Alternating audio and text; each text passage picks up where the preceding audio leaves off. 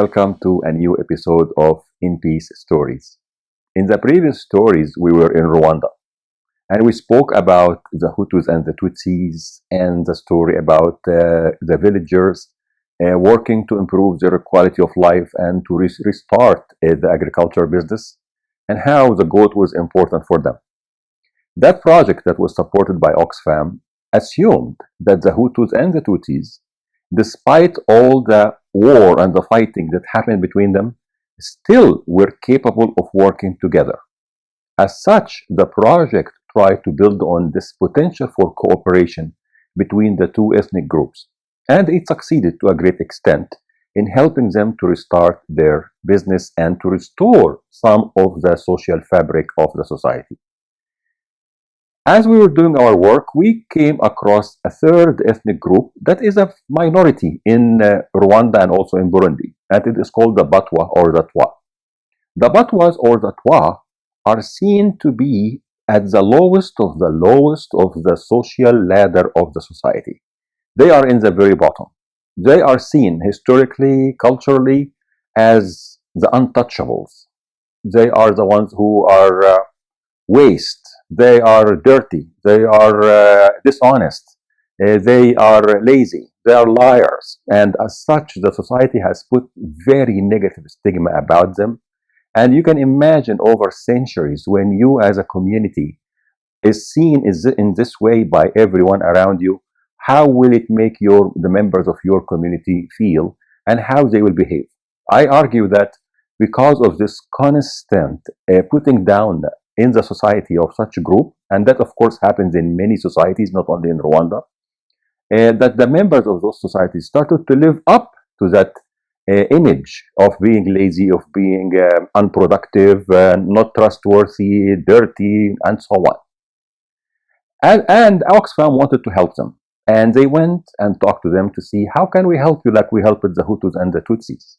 So the Batwa people said that probably you cannot apply the same model of the program that worked with Hutus and Tutsis because the Hutus and the Tutsis can work together even when they get into war every now and then.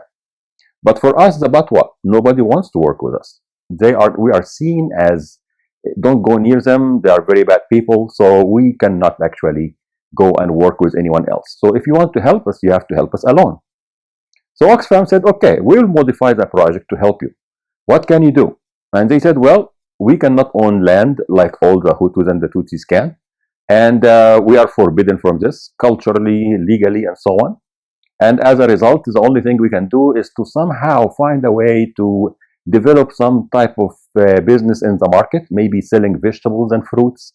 And we can go to the market and sit with everyone else and sell our fruits and vegetables. Hopefully, over time, this will help us to start to gain some respect in the society and improve our conditions, and things would change eventually. So Oxfam felt that that's not a bad idea, and they supported them with money to buy vegetables and fruits to go sell them in the market. Now, those people, as you can imagine, are very destitute. They are very poor. When I met them, I couldn't believe the level of poverty and suffering that they were in. So they got the money from Oxfam, they bought the vegetables and the fruits. On the way to the market, approaching the market, they actually ate the vegetables and the fruits before getting to the market. When I heard that story, I thought I have to interview those people and talk to them. So I went and met with some of them, about 5 or 6 of them. And they were about 3 men, 3 women, the elderly of the community. And we sat to talk, and I asked them, so you are Batwas? Yes, we are the Batwas. And you got the money from Oxfam? Yes, we did. And you went and bought vegetables and fruits? Yes. And you were going to go sell it in the market? Yes. And on the way to the market, you ate it? Yes. I said, what do you mean, yes? I mean, why did you eat the vegetables and fruits that would have changed your life? You could have improved your situation. How did you do this? And I was saying this, and perhaps I was being sarcastic. They could see in my face that I was not appreciating what they did. And they didn't really have a clear answer for me, except that very old man among them. Very old man looked me right straight in my eyes, with all the poverty you can see about him, and the way his clothes looked so torn down, and He looks, all the pain of the years is showing on his face. He looked me right in my eyes when I said, "What were you thinking?" And he said to me, "Hunger bites. Hunger bites." Every time I share that story, I feel the shivers.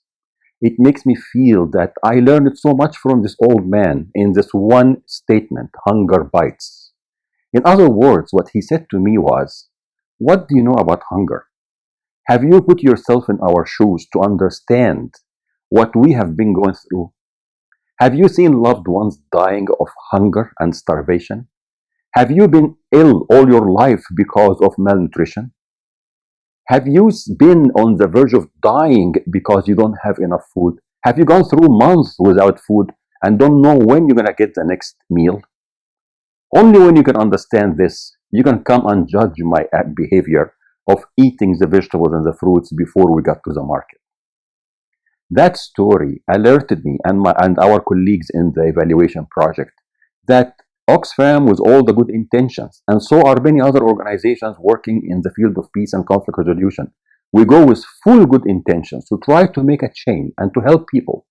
However, we must understand what people are going through. And we cannot, again, assume that what we know should apply to them.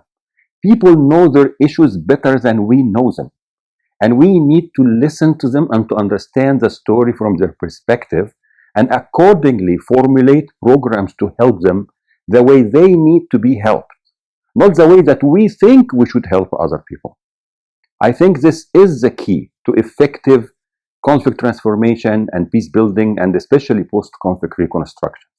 As such, we recommended, of course, in our evaluation report that for such a group, they need to develop something that addresses the basic human need that they have, which is hunger and starvation. And only when you satisfy that level, you can start to get them to think of the next level of how can we be entrepreneurial, how can we be successful in the community, how can we go to the market and work like everyone else, but not before you satisfy that basic human needs. And that is the benefit of combining our theories that we learn about basic human needs, relative deprivation, and other important theories we studied in the field of peace and conflict, and how we can actually apply them in a meaningful way so that they can help people who need the help. I hope you enjoyed that story, and until next one, in peace. Amr.